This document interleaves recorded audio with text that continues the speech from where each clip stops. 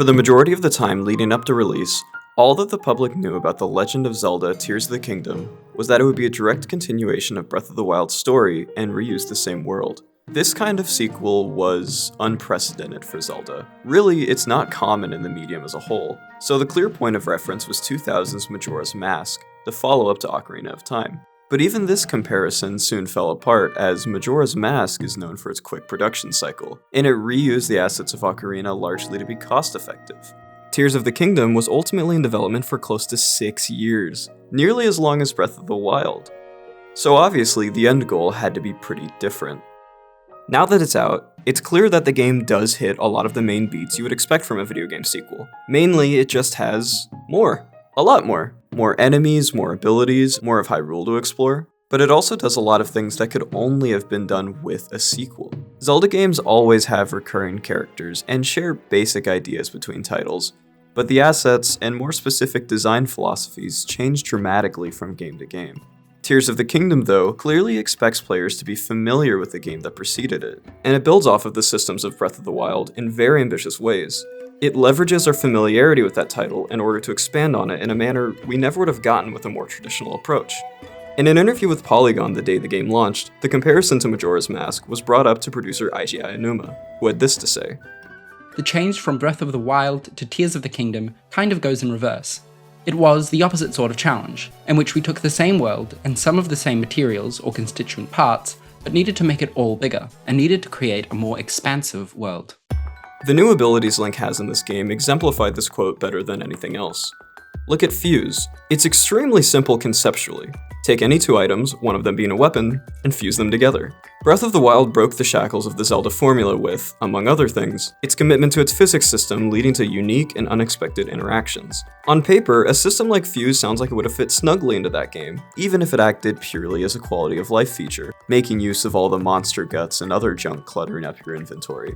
But the reason Fuse works in Tears of the Kingdom is because you already have an understanding of all of these objects from your time in Breath of the Wild.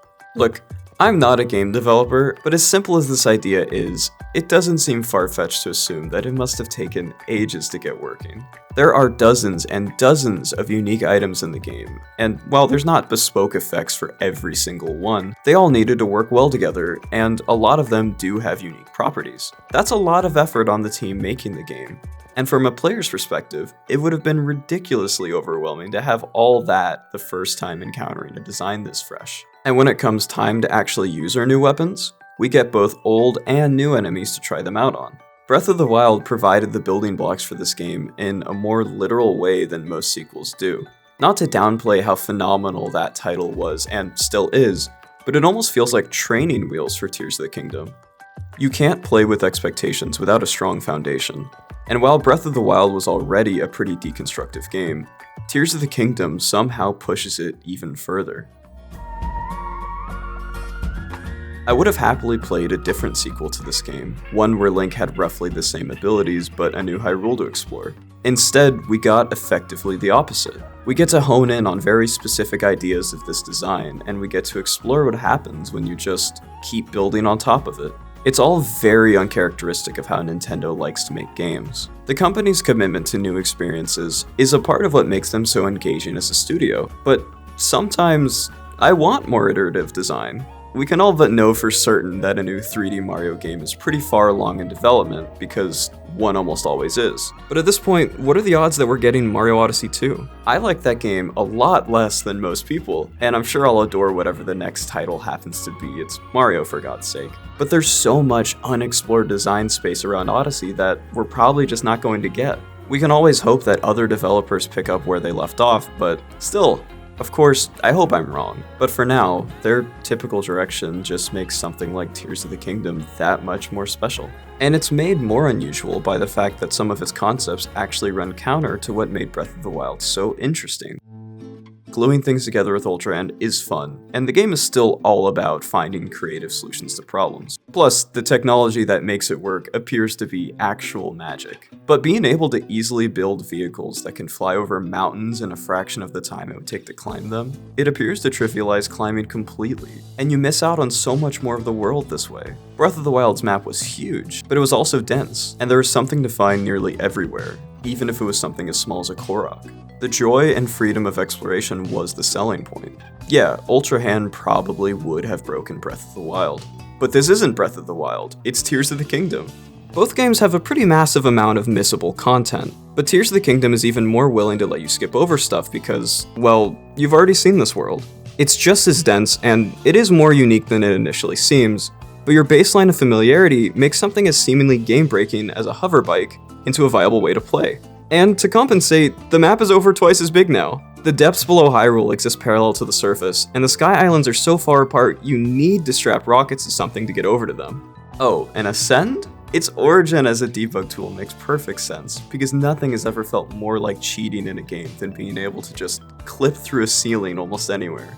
And despite my cheeky comments earlier, none of this actually nullifies climbing. I did climb a lot less in this game, but that was fine. The ethos of climbing is still there. The whole point of being able to climb anything was to make the player feel like a rule breaker, to feel like you can go wherever you want and explore your way. It's almost a pointless thought experiment to suggest, but I imagine these ideas might not have ever come into existence in the first place without the unique situation of being able to reuse and expand on this map.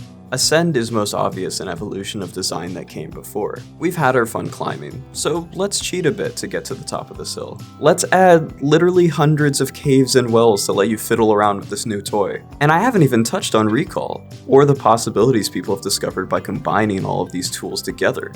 What comes out in the end is a swift avoidance of the sophomore slump by doing a design bigger and better, and somehow still wholly its own. There's another 2023 sequel I've been adoring lately, and it's one that takes a decidedly different approach to continuing a franchise. We Love Katamari Reroll hits a lot of the main beats you would expect from a video game sequel. For one, it has more. A lot more. More levels, but it also has, see, that's really it. We Love Katamari is a straightforward game that flies in the face of everything I usually want from a follow-up to something I love. It's the other game in this video's title, but it probably needs more of an introduction than something as ubiquitous as Zelda. We Love Katamari originally came out in 2005, a year after the first game in the series, Katamari Damacy. This year, We Love Katamari was re-released after the success of Damacy's remaster in 2018. So not only is it kind of a sequel, but it's also kind of a remake. You play as the prince, a deity or maybe alien of some kind, and you're tasked with rolling a magical ball called the Katamari to pick up objects. You roll up small objects, which make the ball get bigger and allow you to roll up bigger objects, and so on. It's that fishy game. It's agar.io. I've written at length about how the original Katamari is a comfort game for me.